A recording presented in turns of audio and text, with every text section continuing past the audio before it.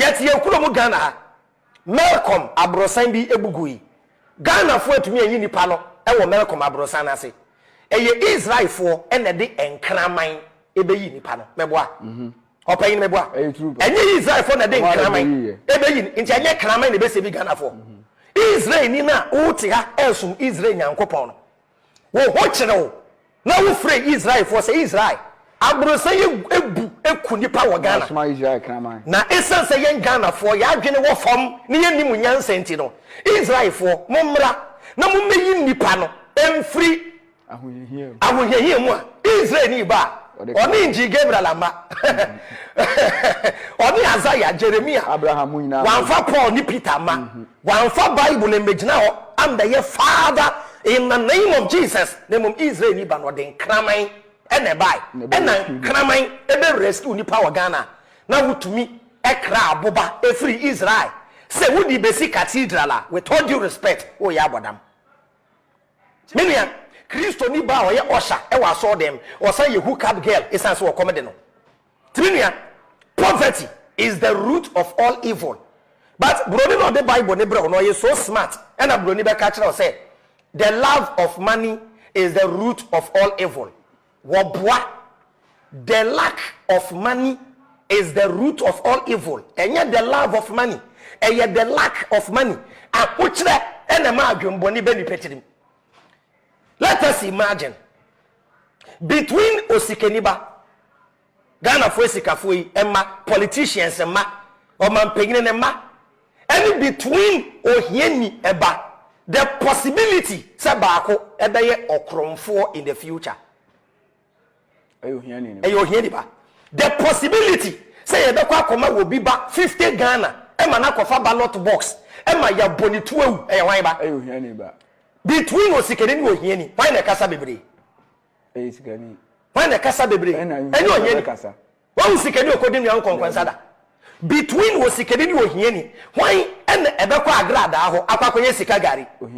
Sikagari by what is a politician because Ghana for Sika for Kwame despite ni kweku otienmo amoko even CEO of Active TV or Kopede Wagrada. Yes, that is it.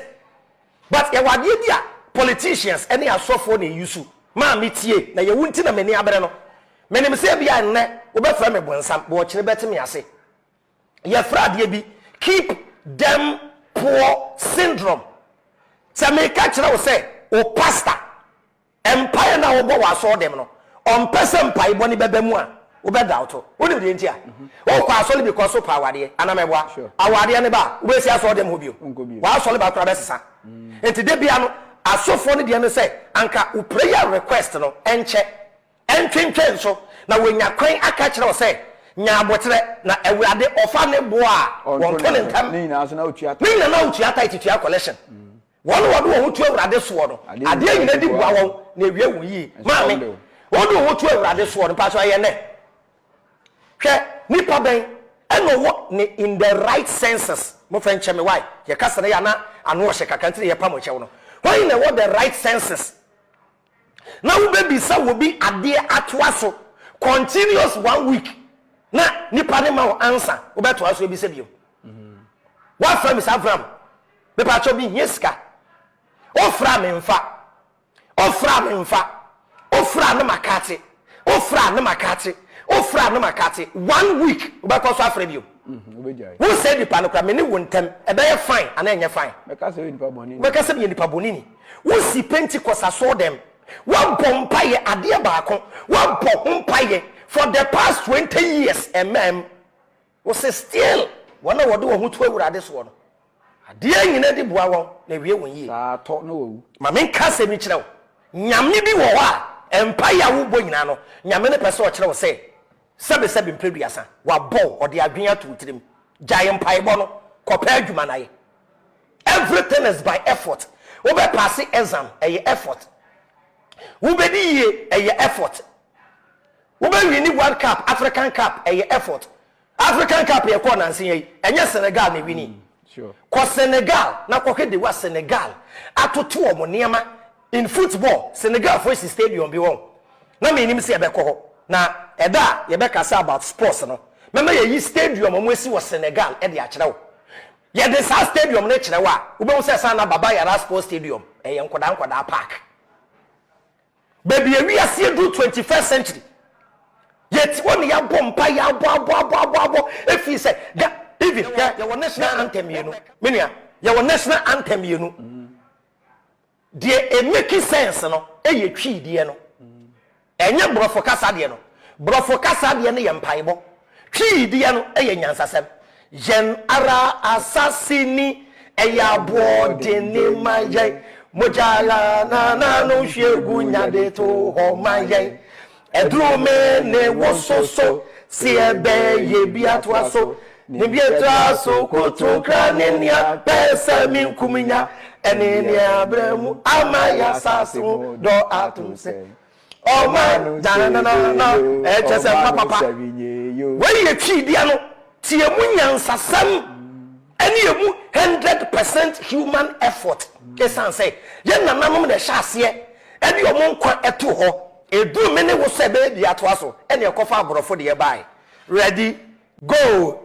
God bless our homeland, Ghana. We are and make our nation great and strong. We try to wapampa so. Nyame be make God bless man our nation. Send you give am and ni mo kafrim, any ayantam frim, and beba.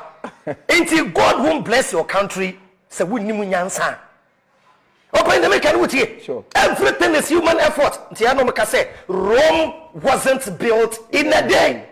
And a journey of 1,000 miles begin with a step. When two into Africa, Ghana is where it is today because of the action, the attitude, and the effort of our ancestors. They were your BAV 20 years ago. They were in Ghana, your BAV 30 years ago. It has nothing to do with Satan. It has nothing to do with God. Singapore, Malaysia, United Arab Emirates, they are where they are today because of the decision, the action, and the effort of their leaders and citizens. Usia Besi Cathedral. Abren Yejumaye. Let me say Cathedral Sikano. Every region, over 30,000 Ghana city at the coast Saudi Arabia every year. En Kremofua Ebeko Hajj. Close to 3,000. Almost check here, deeper than 3,000. And Echo Hajj. Hajj no more kono. Almost 39,000 Ghana city. Yanyan 30,000. 30,000 times 3,000. It can solve a lot of problems in the Zongo. But they prefer to go to Saudi Arabia and pray. And still come back and live in the debt. Expecting a miracle. Now yen sambet na e finim e wozongo. Minianom yen ye beka the painful truth the achrew. Yen betna ha enka asama weni beje. Yen kan de be ye wo de because yare wo hoi eyeya. Ye be wo pane enso a eyeya. Anamebwa. Sure. It is a doctor ni e wo pane a. Enye with the intention to hurt you, but enye with the intention to heal you. The ye ina Ghana ye ye ma Kristo ni ye ma nkremoni ye ma busumsumni munya ina ni nyammo nyini atemu da duru a de nyankopon de ne beto jebe no not to jebe man for believe say king ne kum Abel wi no nyankopon pamo na wakọ nord akohia na yere hoy ne bo nord defo no questionable unko ken kan Talmud na say ye wu king no mo ye twins oni oba ye wu Abel no mo ye triplets oni man you know you are telling me this story. The Bible na no nte bedu ka be che say nyankopon ne bo wo ne first ye fe ne set Genesis 5:1 nyankopon ba do wo ne first Adam ne bo wo ne first ye fe ne set Adam and Eve into a different writer and the true na Cain and Abel ne and no Genesis 3 Genesis 4 into from your Genesis 4 Genesis 5 to Genesis 4 na Genesis 4:1 book no bi an check you a coded book kanare wasi Adam ehu ne yire Hawa Hawa na onyinsane na owoki wawoba ye fe ni king na osi Radi Adaroma manya obelema Radi Adaroma menya oberema na owoni nua Hebel eka ne ho eno wo ni nua Abel kan ne ho na Hebel odwahwefo so awu mienu ko Genesis 5:1 nti esno we hwa wasi Adam awototo asongoma Adam awonto ato aso ni generation but Adam na bakan enye king second born ye Abel ye be kan genealogy kind of way na Adam I want to so ne ngomani Adam I want to aso ngomani ada Nyankopon bo nipa no ada Nyankopon bo nipa no isuban so no ye no isuban so no yo no obelma ne oba no bo won obelma ne oba e no yo won na ohyira won na otu wondi onipa eda obo won no na Adam edi fisha oha aduasa Adam edi emfirihia oha aduasa na owoba won seso e no wu oba e won ne nseso sensuban otu din set keni e bela fine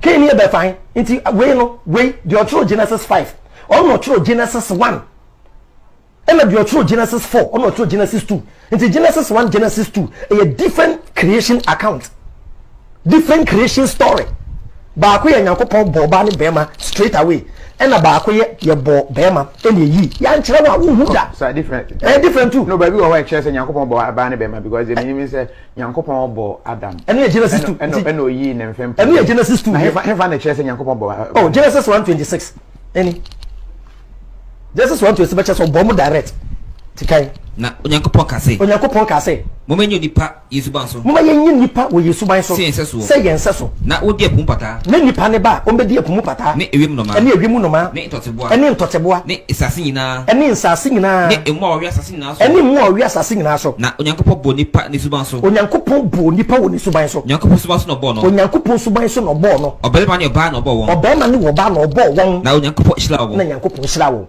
dan che so oba ne bema when you will be in film pade into Genesis 2 verse 15 go here verse 7 Genesis 2:7 ti where different creation account if we so kind o see na Onyankopon de fe no te anyu nipa code ni ba ko frɛ ba ko Yahweh na ba ko ye the Elohist into ba ko frɛ God say Nyankopon and ba ko frɛ ne Awurade Nyankopon ko Genesis 1 na kind any verse mami Genesis 1 any verse 1 verse number 20 verse 20 na Nyankopon ka say ko another verse 1 wa verse 24 na Nyankopon ka say na ko 2 na hwade 27 was it na Nyankopon de fam no te anyu nipa Awurade Nyankopon e de fam ti ba ko fa ne Awurade Nyankopon any code ade be say different writers natural ti ba ko fa ne Awurade Nyankopon e no ye the Elohist and ba ko fa Yahweh okay where you tree does it that translation no the same God ne Lord God. Okay. The who the Bible can Lord God pay the Elohist and a Troy. And now who and God said that the Yahweh and a Troy. And you would the throne. And you winning in a Yamina kind. Baby, Jew for nature. Jew for they don't know the person who wrote the Torah. Umunim the portrait. Umunim that the Torah has no author. They don't know. A scribes in a Troy. Abraham, didn't you know Abrofo at the Bible bread? Yea, Ghana. Meaning say beer. Bible no ne bo mo de buy ne one to change our culture and go say abrofo ne ba no omo amba as slave masters omo di can buy as spies and the share yesu ye buy ye way of life what we believe in no mo koi no mo draw plan no mo buy omo say ye religious ye we ye priest dada ye ba for the dada ne ye jidua body you will good system of justice any rule near very disciplined people are who be bored there and to be cool now Bruno who say say na nkofo levi or say it can change your mentality you conform with japade e de ne yenye with the skillful use of propaganda one can make a group of people see heaven as hell and hell as heaven so ni mukasa na say they beat the human brain obi wo poor state mu a between na kasa e mo fi so ye rich nti dey no mo ye